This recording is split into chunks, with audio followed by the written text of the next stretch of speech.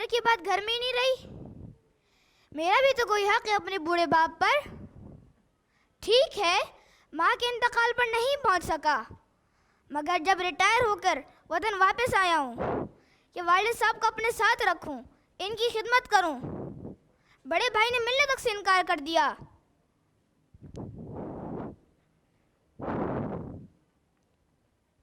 ٹھیک ہے اب کرتا ہوں کیس. اب ملاقات ہوگی تو عدالت میں ہی ہوگی.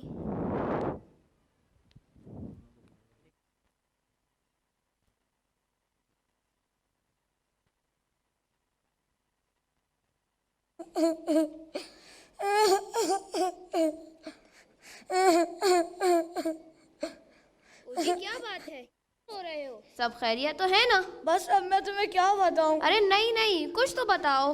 ساری زندگی میرے ابا جان میرے ساتھ ہی رہے. میں نے دل و جان سے ان کی خدمت کری. اب میرا چھوٹا بھائی باہر سے آ گیا ہے اور کہتا ہے ابا جان کو اپنے ساتھ رکھوں گا. ارے اس نے مجھ پہ کیس کر دیا. ارے تو اس میں رونے کی کون سی بات ہے؟ بس اللہ پر بھروسہ رکھو، جو کچھ ہوگا اس میں تمہارے والد محترم کی بہتری ہوگی. کوئی بات نہیں، اللہ خیر کرے گا اس معاملے میں.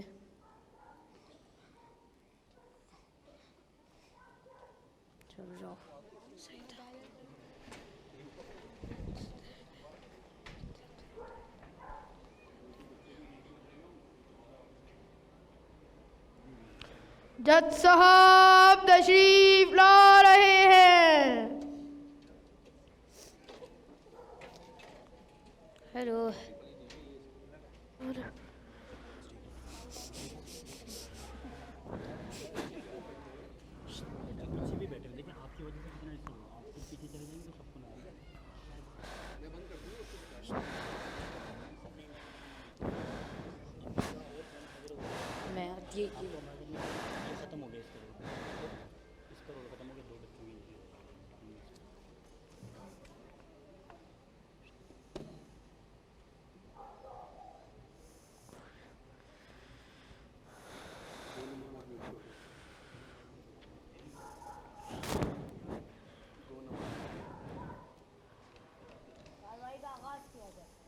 جو حکم جناب والا. جناب عالی، بات کچھ یوں ہے کہ خالد کے والد اپنے بڑے بیٹے عبداللہ کے ساتھ رہتے تھے. ایک دن خالد وطن واپس لوٹتے ہیں اور والد محترم کی خدمت کرنے کا مانگتے ہیں. واضح رہے کہ میرے موکل خالد اس سوچ کو لے کر باہر گئے تھے کہ پردیس میں رہ کر کچھ کما کر گھر کے مالی حالات کو بہتر بنایا جائے. اسی کوشش میں وہ سرگردہ رہتے ہیں اور اپنی کمائی کا اکثر حصہ وہ اپنے بڑے بھائی کو بھجواتے ہیں. وقت کا پہیہ گھومتا رہتا ہے اور وقت بھی آ پہنچتا ہے کہ خالد کی مدت ملازمت اپنے اختتام کو پہنچتی ہے اور اب وہ اپنے وطن آ کر والد صاحب کی خدمت کرنا چاہتے ہیں. اب میں عدالت سے درخواست کروں گا کہ خالد اور عبداللہ کو کٹہرے میں بلانے کی اجازت دی جائے. عبداللہ اور خالد کو کٹہرے میں حاضر کیا جائے.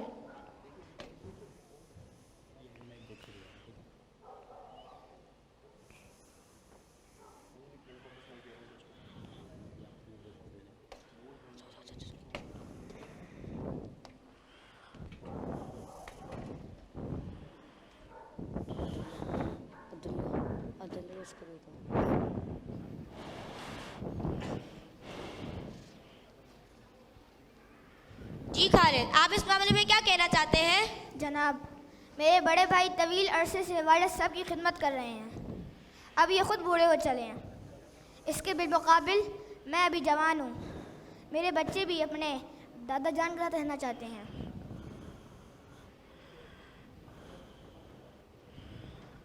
جی عبداللہ، آپ نے اپنے چھوٹے بھائی کی گفتگو سنی؟ جی سنی. کیا خالد باہر رہ کر اپنی کمائی کا اکثر حصہ نہیں بھجوا رہا تھا؟ جی بھجوا رہا تھا.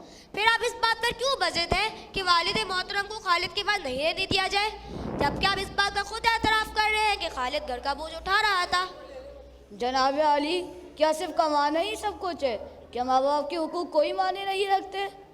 جناب عالی، اگر میرا بھائی میرا بڑھاپا دیکھ کر یہ سمجھ رہا ہے کہ میں اپنے بوڑھے باپ کی خدمت نہیں کر سکوں گا تو یہ اس کی غلط فہمی ہے۔ میں ابھی بھی اپنے ابا جان کی خدمت کرنے کے قابل ہوں، اور میں ایسا ہرگز گوارا نہیں کر سکتا کہ میرے ابا جان میری آنکھوں سے اجھل ہو جائیں۔ میں جیتے جی ایسا نہیں ہونے دوں گا، اس لیے بہتری اسی میں ہی ہے کہ ابا جان کو میرے ساتھ ہی جانے دیں اور اپنے ساتھ لے جانے کی فضول ضدیں نہ کرے۔ نہیں نہیں اور بھائی جان، یہ نہیں ہو سکتا۔ میں آپ کو اپنا فیصلہ سنا چکا ہوں۔ تم کیسا فیصلہ سنا چکے ہو؟ ابا جان کو میں مستقل طور پہ اپنے ساتھ لے کے جاؤں گا۔ جناب عالی، جب ابا جان ساری زندگی ہی میرے ساتھ رہے تب اس کو کیوں نہیں خیال آیا کہ ابا جان کے پاس آ جاؤں، ان کی خدمت کر لوں؟ اب وقت جتانے کا کیا فائدہ، بتاؤ؟ بہتر یہی ہے کہ ان دونوں کے والد کو بلا لیا جائے اور ان سے پوچھا جائے کہ وہ کس کے ساتھ رہنا چاہیں گے۔ والد محترم کو حاضر کیا جائے۔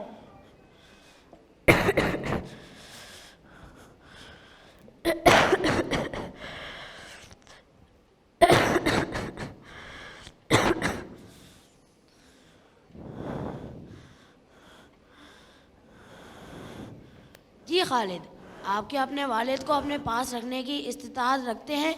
کیا آپ ان کا خرچہ اٹھا سکتے ہیں؟ کیا آپ کا اپنا گھر ہے؟ محترم جج صاحب، گھر تو میرا اپنا نہیں ہے، کرائے کا گھر ہے، مگر میں پوری کوشش کروں گا کہ والد صاحب میرے ساتھ خوش رہیں۔ جی عبداللہ، آپ نے اپنے والد کی خدمت کرتے کرتے عمر گزاری، کیا آپ ان کی مزید خدمت کرنے کی استطاعت رکھتے ہیں؟ جناب عالی، میں ابھی بھی اسی طرح خدمت کر سکتا ہوں جس طرح پہلے کرتا آ رہا ہوں۔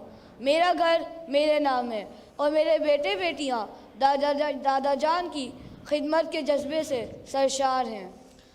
جج صاحب، سوالات کی روشنی میں بات میری ہی موکل خالد کے حق میں جاتی ہے، کیونکہ پردیس میں رہ کر خالد ہی اپنے بڑے بھائی اور والد صاحب کی مالی خدمت کرتا رہا ہے، اس لیے میں عدالت سے درخواست کروں گا کہ یہ فیصلہ خالد کے حق میں کیا جائے۔ محترم، آپ کے دونوں بیٹے آپ کی خدمت کے لیے آپ کو اپنے پاس رکھنا چاہتے ہیں۔ ان دونوں کی خواہش ہے کہ آپ کی خدمت کریں۔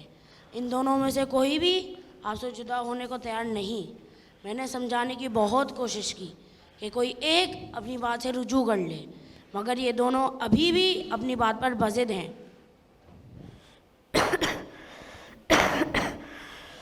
جج صاحب، میں کیا فیصلہ کروں؟ میں اپنے دونوں بیٹوں سے پیار کرتا ہوں۔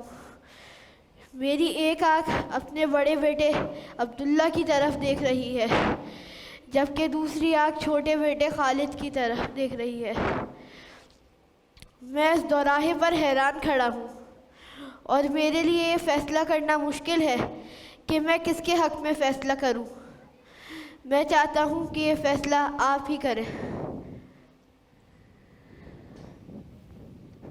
خالد، میرا تمہارے لیے ایک مشورہ ہے کہ تم والد کو عبداللہ کے پاس ہی رہنے دو اور تم ان کے گھر شفٹ ہو جاؤ تاکہ تمہیں بھی بھرپور خدمت کا موقع ملے۔ اگر تم اس بات پر راضی ہو تو بتاؤ، ورنہ میں اس کیس کو اگلی سماعت تک ملتوی کر دیتا ہوں۔ نہیں نہیں جج صاحب، آپ یہ نہ کریں، آپ کیس کی سماعت کو ملتوی نہ کریں۔ میں بہت شرمندہ ہوں۔ میں نے اپنے بڑے بھائی پر مقدمہ کیا اور معاملہ اس حد تک بڑھایا کہ معاملہ یہاں تک آ گیا۔ میں بہت شرمندہ ہوں۔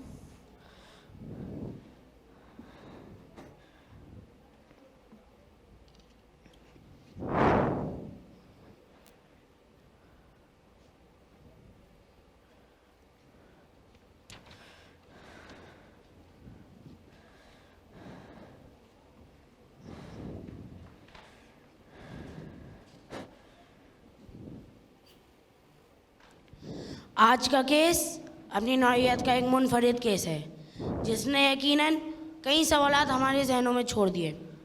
عموماً لوگ عدالت میں جن وجوہات کی بنا پر آتے ہیں ان میں کسی بھائی نے اپنے بھائی کی جائیداد غصب کر لی ہوتی ہے، یا پھر کوئی بھائی اپنے بہنوں کو وراثت سے محروم کر رہا ہوتا ہے، یا پھر میاں بیوی کی علیحدگی کے بعد بچوں کی کفالت کون کرے گا۔ والد کو اپنے پاس رکھنے کا جذبہ دیکھ کر ایک طرف خوشی ہوتی ہے اور دوسری طرف اس بات کا فیصلہ کرنے میں بھی دشواری پیش آ رہی ہے کہ اس معاملے کو حتمی شکل کس طرح دی جائے؟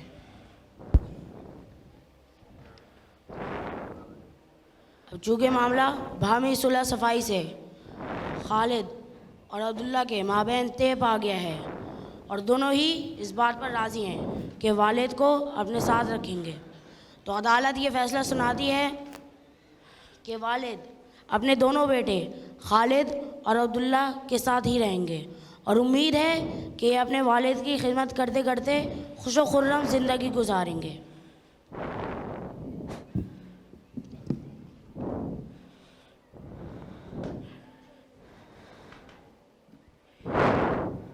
عدالت برخاست کی جاتی ہے۔ رکے جج صاحب، میں کچھ کہنا چاہتا ہوں۔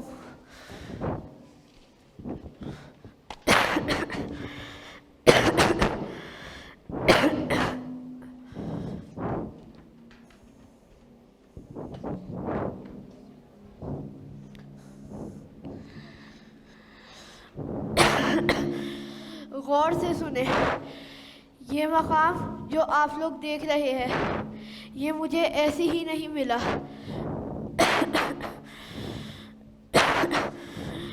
یہ میرے رب کا مجھ پر احسان ہے۔ میں نے ہمیشہ اپنی اولاد کو دین کو دنیا پر ترجیح دینا سکھایا۔ میں نے انہیں کبھی حرام کا لقمہ نہیں کھلایا،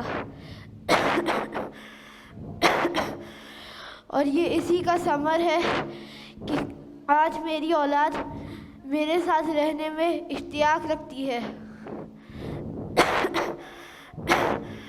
میں نے انہیں دنیاوی تعلیم ضرور دی، لیکن پہلے دین سکھایا اور بتایا بیٹا اسی سے تمہاری جنت ہے۔ اگر آپ چاہتے ہیں کہ آپ کی اولاد بھی فرما بردار اور خدمت گزار بنے تو یاد رکھیے کہ آپ بھی اپنی اولاد کو دین سکھائیں تاکہ وہ آپ کی آنکھوں کی ٹھنڈک بن کر رہے۔